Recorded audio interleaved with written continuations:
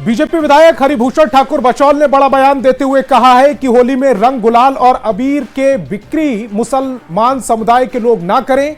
रंग गुलाल लगवाने से मुसलमानों को परहेज होता है तो बिक्री क्यों करते हैं। होली शुक्रवार के दिन है, हिंदुओं को होली मनाने दें। अगर रंग से आपत्ति है तो उसे दिन घर घर में रहना चाहिए। वैसे भी साल में 52 जुमा होते हैं, एक दिन नहीं निकलेंगे तो बड़ा दिल दिखाएं। ये बीजेपी विधायक ने बड़ा बयान दिया है। ये उन लोगों के धर्म में रंग लगाना गैर इस्लामिक है और रंग बेचना ये इस्लामिक कैसे हो गया। मैं निश्चित रूप से आप लोगों के माध्यम से एक अपील करना चाहता हूं कि 52 जुम्मा आता है और इस बार भी होली जुम्मे के दिन ही है। मुस्लिम बंधुओं से निवेदन है कि 51 जुम्मा वो लोग करते ही हैं, भाईचारा के साथ होली मनाने दें हिंदुओं को। और अगर बड़ा दिल हो तो बाहर निकले, अगर रंग भी लग जाए तो उसको बुरा नहीं माने। लेकिन जो बिक्री कर रहे हैं मुस्लिम समुदाय के लोग, ये तो देवी देवता पे भी अबीर गुलाल चढ़ता है। खरीदने वाले लोगों पर है जो क्या खरीदते हैं और इस देश में स्वतंत्रता भी है, लेकिन रंग लगाने में इस्लाम प्रभावित हो जाता है लेकिन बेचने में प्रभावित नहीं होता है। यह उनकी दोहरी नीति है, यह स्पष्ट होती है। पाबंदी लगनी चाहिए। अगर रंग नहीं लगाते हैं तो स्वतः उनको रंग नहीं बेचना चाहिए, पिचकारी नहीं बेचना चाहिए। इधर बीजेपी विधायक के बयान पर जबरदस्त सियासत तेज हो गई है। हरिभूषण ठाकुर बचौल पर तेजस्वी और प्रशांत किशोर ने जोरदार हमला बोला है। इस तरीके से भाजपा के एक विधायक ने, जिसका नाम बचौल है, उसने बयान दिया है मुसलमान भाइयों के प्रति कि भाई मुसलमान भाई जो हैं होली में बाहर ना निकले। ये कौन बचौल या उनके पिताजी के बाप का राज है क्या? ये है कौन बचौल? कैसे इस तरह का बयान दे सकता है? और सरकार के मुख्यमंत्री कहाँ हैं? अचेत अवस्था में है। मुख्यमंत्री अचेत अवस्था में है। महिला जब अपने अधिकार सम्मान के लिए बात उठाती है तो महिलाओं को डांट देते हैं, अति पिछड़ा महिलाओं को डांट देते हैं, दलित महिलाओं को डांट देते हैं। है हिम्मत मुख्यमंत्री को बचौल को बुला करके डांटने की? बीजेपी के विधायक का बाप का राज है कि बीजेपी के विधायक कहेंगे तब लोग निकलेगा, नहीं निकलेगा। मतलब बीजेपी के विधायक यहाँ के क्या हैं? जागीरदार हैं कि वो जो कहेंगे तो वही लोग निकले, वही लोग करेगा। नहीं, उनकी बातों को तो प्रशासन के लोग भी मानते हैं और प्रशासन जो है, अरे प्रशासन भैया पब्लिक न मानना चाहिए। ये कोई अंग्रेजों का राज थोड़े ना है कि बीजेपी का विधायक यहाँ फरमान जारी करेगा, लाट साहब है और पूरी पब्लिक मान लेगी। पब्लिक वो करेगी जो उनको सही लगेगा। बीजेपी के विधायक यहाँ के लाट साहब नहीं है, उनकी जागीर नहीं है। पब्लिक वो कैसे कह सकते हैं कि किसी जाति का, किसी संप्रदाय का आदमी निकलेगा कि नहीं निकलेगा। बिहार विधानसभा चुनाव से पहले सियासत में आरोप प्रत्यारोप का दौर जारी है। वहीं पोस्टर वार भी शुरू हो गया है। पटना की सड़कों पर लालू प्रसाद के खिलाफ बेनाम पोस्टर लगे हैं, जिसमें उन पर जमकर निशाना साधा गया।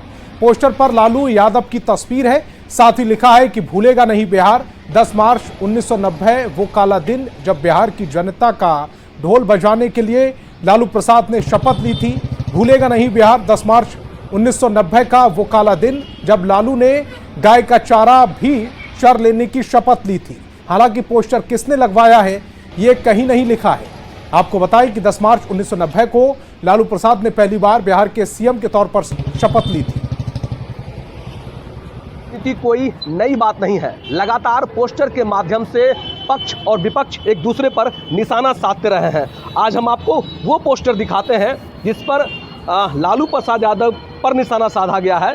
इस पोस्टर में लालू प्रसाद यादव ने जो अपने कार्यकाल में जो काम किए थे, जो उन्होंने शपथ लिया था, उन तमाम चीज़ों के बारे में जानकारी दी गई है। आज के ही दिन लालू प्रसाद यादव ने पहली बार मुख्यमंत्री पद की शपथ ली थी और वही 10 मार्च के दिन को काला दिन के दिखाकर दर्शाया गया है। हालांकि किसने पोस्टर लगाया है ये नाम नहीं है, लेकिन जो बातें हैं वो बातें इसमें साफ दिख रही हैं कि 1990 10 मार्च का वो दिन था जब लालू प्रसाद यादव ने शपथ लिया था और उस दिन को काला दिन कहकर संबोधित किया गया है। भूलेगा नहीं बिहार, ये तमाम बातें हैं वो पोस्टर में लिखी हुई हैं। तो लगातार जो है वो पोस्टर की राजनीति बिहार में होती रही है। लगातार जो पक्ष है वो पोस्टर के माध्यम से विपक्ष पर निशाना साधता है, या विपक्ष है वो भी लगातार सरकार की खामियों को लेकर पोस्टर लगाने का काम करता है। और अब ये नया पोस्टर जिसमें लालू प्रसाद यादव को जो शपथ लिया था उन्होंने 10 मार्च को, उसे काला दिन बताते हुए पोस्टर लगाया गया है। न्यूज 18 के लिए पटना से धर्मेंद्र कुमार। अमित शाह के बिहार में डेरा डालने वाले बयान पर राजीव रंजन ने कहा है कि सीएम नीतीश के नेतृत्व में एनडीए का लड़ना तय है। नीतीश कुमार अगले सीएम होंगे, ये फैसला भी हो चुका है। विराट लक्ष्य को हासिल करने के लिए अमित शाह का बिहार में स्वागत है। केंद्रीय गृह मंत्री अमित शाह के बयान पर जेडीयू के राष्ट्रीय प्रवक्ता राजीव रंजन का बयान सामने आया। मिथिला में माता सीता का भव्य मंदिर बनाने के बयान पर राजीव रंजन ने कहा कि ये ऐतिहासिक मौका है। गृह मंत्री ने संकेत दिया है कि बिहार में सभी लोग डेरा डालेंगे, इस तरह का संकेत मिला है। चुनाव से पहले पूरी तैयारी हो रही है बीजेपी की तरफ से। प्रधानमंत्री का दौरा हुआ था, जेपी नड्डा का दौरा हुआ था। देखिए, कुछ महीनों में बिहार के चुनाव होने हैं और केंद्रीय गृह मंत्री अमित शाह जी हर चुनाव को काफ़ी अच्छे तरीके से लड़ने के पक्षधर रहे हैं। इसके पहले भी जिन राज्यों में चुनाव हुए उन्होंने काफ़ी मेहनत वहाँ किया है और बिहार का लक्ष्य चूंकि 225 सीटों का है। बिहार के ओजस्वी मुख्यमंत्री नीतीश कुमार जी के नेतृत्व में एनडीए का लड़ना तय है और फिर वो अगले मुख्यमंत्री होंगे, ये फैसला भी हो चुका है। तो निसंदेह जो हमारा एक विराट लक्ष्य है उसे हासिल करने के लिए अमित शाह जी का बिहार में स्वागत है। निसंदेह ये एक ऐतिहासिक अवसर होगा। बिहार में चुनाव को लेकर अमित शाह ने डेरा डालने की बात कही, जिस पर लालू प्रसाद ने पलटवार किया है। आरा पहुंचे लालू प्रसाद ने कहा है कि बिहार में डेरा डालने की कहीं कोई बात नहीं है और बिहार के चुनाव में अमित शाह का कोई काम नहीं है। आरा में लालू प्रसाद के समर्थकों और कार्यकर्ताओं ने जोरदार स्वागत किया और चांदी का मुकुट पहनाकर उनका अभिनंदन किया। डेरा डालने के लिए जगह है यहाँ का, डेरा नहीं है। तो बोले हैं कि पूरे चुनाव हम उनका कोई काम ही नहीं है। बिहार में उनका कोई काम नहीं है, कोई काम ही नहीं है उनका। अमित शाह ने मिथिला में मां जानकी का भव्य मंदिर बनाने की भी बात कही, जिसका बीजेपी सांसद जनार्दन सिंह सिग्रीवाल ने स्वागत किया है। सिग्रीवाल ने कहा है कि अयोध्या में भव्य राम मंदिर बनाने के बाद मां जानकी का भी मंदिर बनना चाहिए और इसके लिए वे अमित शाह को बधाई देते हैं। पहले से भी वहाँ भारत सरकार ने राम जानकी पथ का निर्माण वहाँ शुरू कर दिया है, यानी अयोध्या से लेकर के और जनकपुर जाने में कहीं किसी को बाधा न हो। 4 लेन की अच्छी सड़कें अलग से अलाइनमेंट लेकर के बनाई जा रही है। और हमारे आदरणीय गृह मंत्री जी ने जो कहा है वास्तव में बिहार की सोच को उन्होंने कहा है। बिहार का यह सोच है कि माँ जानकी जब हमारे यहाँ से पैदा हुई थी और प्रभु राम का मंदिर जब अयोध्या में बनकर के भव्य स्थिति में तैयार हो गया, जिसकी पूजा दुनिया आज कर रही है, तो फिर माँ जानकी का भी मंदिर बनना चाहिए। जो माँ जानकी के बगैर हमें लगता है कि कहीं ना कहीं वहाँ अयोध्या के मंदिर में कमी दिख रही है। तो सीताराम हम कहते हैं, राम सीता कभी नहीं कहते हैं, पहले सीता फिर राम हम कहते हैं। यह हमारी संस्कृति है, यह हमारी परंपरा है और इसलिए वहाँ पहले से मंदिर है, लेकिन भव्य और विशाल मंदिर बनाने की शुरुआत हुई है। और गृह मंत्री जी ने ऐसे कहा है तो बिहार के सोच को ही नहीं, वह देश के सोच को, प्रभु राम के मानने वाले लोगों की सोच को पूरा करने का काम और वह बात उन्होंने कहने का काम। अब बागेश्वर धाम के पंडित धीरेन्द्र कृष्ण शास्त्री का 5 दिनों से गोपालगंज में चल रहा हनुमत कथा का आज समापन हो गया। इस दौरान धीरेन्द्र शास्त्री ने कहा कि हनुमत कथा अद्भुत, अकल्पनीय और अद्वितीय रही। उन्होंने आगे ये भी कहा कि एक ही दुख है कि वो बहुत से लोगों से मिल नहीं सके।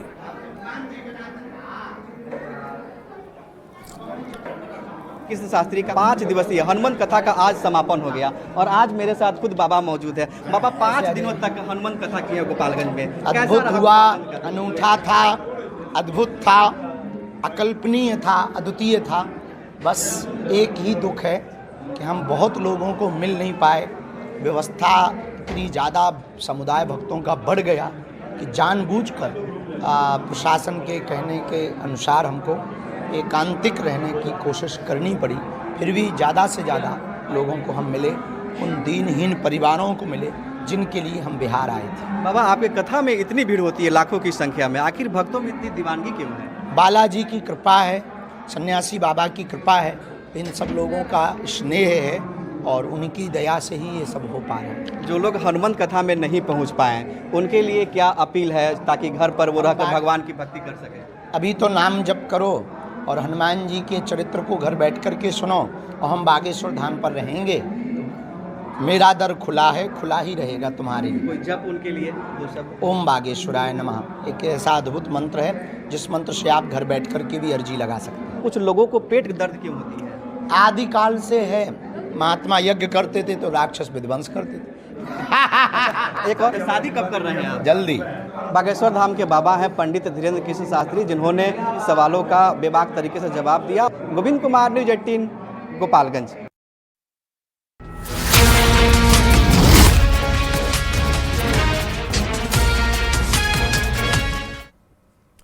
और आरा में 25 करोड़ की ज्वेलरी लूटकांड के 2 आरोपियों को गोली लगी है। लूटकांड के दौरान अपराधियों के साथ मुठभेड़ हुई, 2 आरोपियों को गोली लगी है।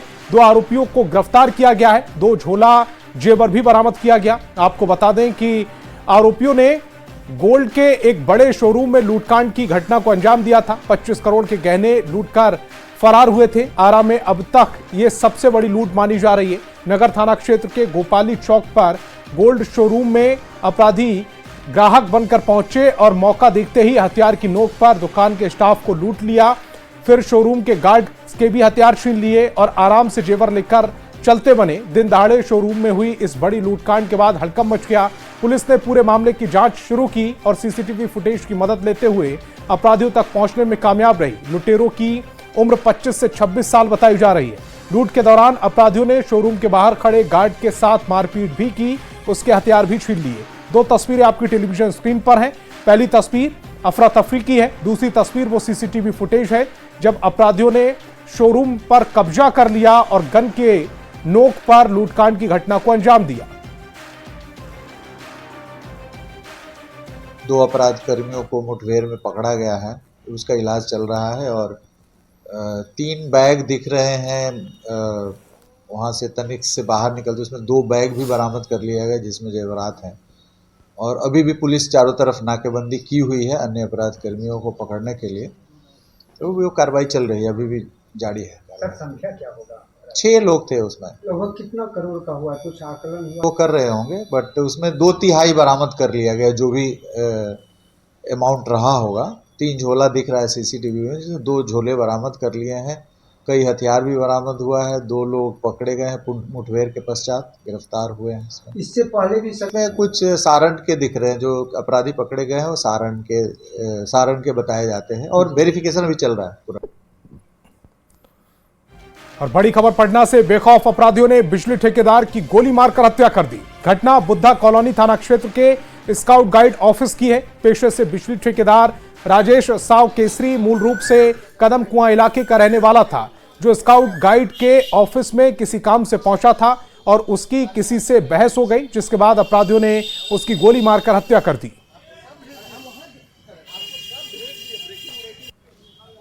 बिजली का जो धंधा है उसे वही करते हैं। उनके अंदर में कई मिस्त्री जो काम करते हैं और कई टेंट पंडाल लगता है, उसमें वो बिजली का काम करने के लिए यहाँ पर आए थे। उन्होंने अपने स्कूटर से आया था और स्कूटर से आने के क्रम में ही जब उन्होंने सामान पूरा यहाँ पर रखा था, जब वापस जा रहे थे तो एक व्यक्ति से इनको बकझक हुई है और बकझक होने के क्रम में ही इनको गोली मारा गया है। गोली मारने से इनकी तत्काल उनको अस्पताल भेजा गया है, लेकिन अस्पताल में मृत्यु हो गई है। जो स्कॉट एंड गाइड का जो ऑफिस है वहाँ पर एक व्यक्ति को गोली लगी है। तुरंत कोतवाली और बुद्धा कॉलोनी की टीम, एसडीपीओ और स्वयं हम लोग जो है घटनास्थल पर पहुँचे। उसमें जो है जो जख्मी थे उनको पास के अस्पताल में इलाज के लिए भेजा गया, जहां उन्हें मृत घोषित कर दिया गया है।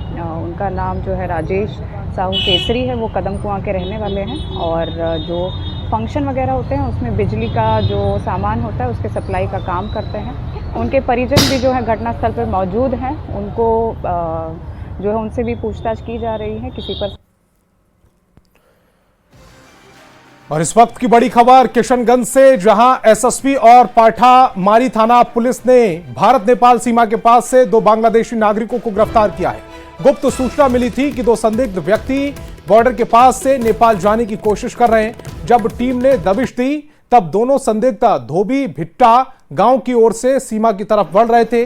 पुलिस को देखते ही भागने लगे। हालांकि टीम ने पीछा कर दोनों को पकड़ लिया। पूछताछ में एक ने अपना नाम सहारिया सजीब खान बताया है, दूसरे का नाम सागर है। दोनों के पास से भारत में रहने वाले वैध दस्तावेज नहीं मिले। पाठामारी थाना में मामला दर्ज कर आगे की कार्रवाई की जा रही है। पुलिस ये भी जांच कर रही है कि इन्हें भारत में शरण देने वाले स्थानीय लोग कौन हैं।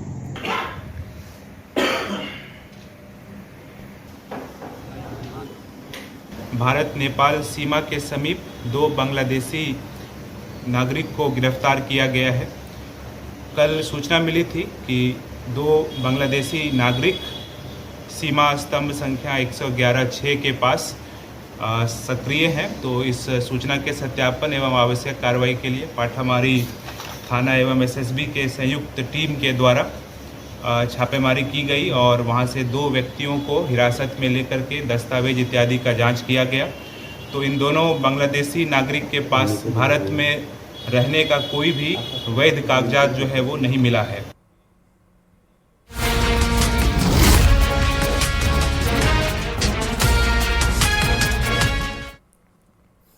बात देश विदेश की। होली का आगाज हो चुका है। रंग भरी एकादशी पर आज काशी से मथुरा तक रंग बरस रहे। संभल से अयोध्या तक शोभा यात्रा और होली खेली जा रही है। चारों ओर उत्साह और उमंग का माहौल है। मथुरा में बांके बिहारी मंदिर में श्रद्धालुओं की भीड़ लगी। अयोध्या में साधु संत जमकर होली खेलते रहे। काशी में मसाने की होली का अद्भुत नजारा देखा गया और संभल में कई सालों बाद कड़ी सुरक्षा के बीच रंग बरस रहे हैं। फिलहाल 4 तस्वीरें आपकी टेलीविजन स्क्रीन पर। पहली तस्वीर मथुरा से, दूसरी तस्वीर काशी से, तीसरी तस्वीर अयोध्या से और चौथी तस्वीर संभल से। वाराणसी में चिता की भस्म से होली खेली गई। जलती चिताओं की राख लेकर शिव भक्तों ने होली खेली। सड़कों से गलियों तक शिव भक्तों का सैलाब उमड़ पड़ा। इस दौरान हर हर महादेव का उद्घोष भी सुनाई दिया। काशी में आज से होली की शुरुआत हो गई, जो बुढ़वा मंगल तक जारी रहेगी।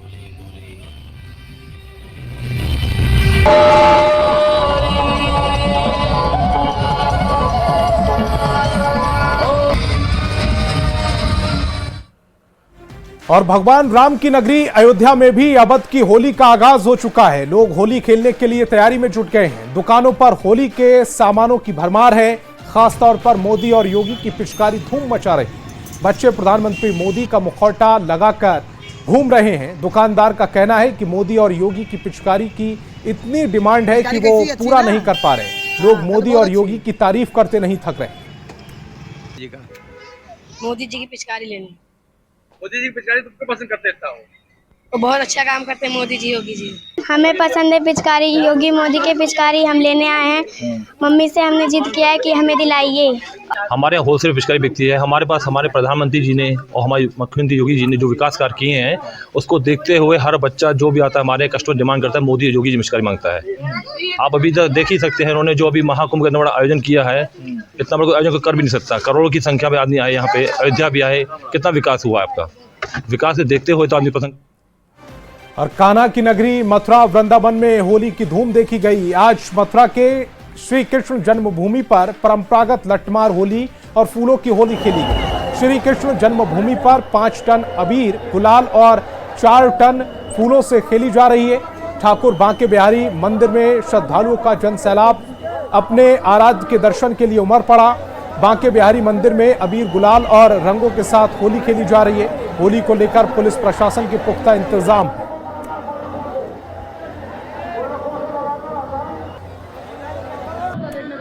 हाँ, व्यवस्थाएं ठीक है। श्रद्धालुओं में काफ़ी उल्लास है और अच्छी तरह से कार्यक्रम मनाया जा रहा है।